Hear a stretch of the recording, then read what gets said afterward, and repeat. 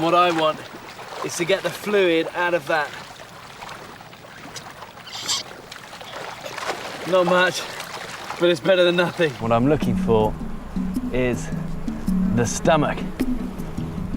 And the stomach itself is in 3 parts, so it can separate the liquids from the solids. And the bit I want is called the rumen, where it keeps the fluids. There we go. And I'm through to the innards here. Look at that, that's amazing.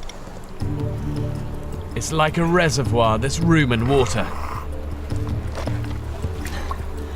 And a nomad told me once, I was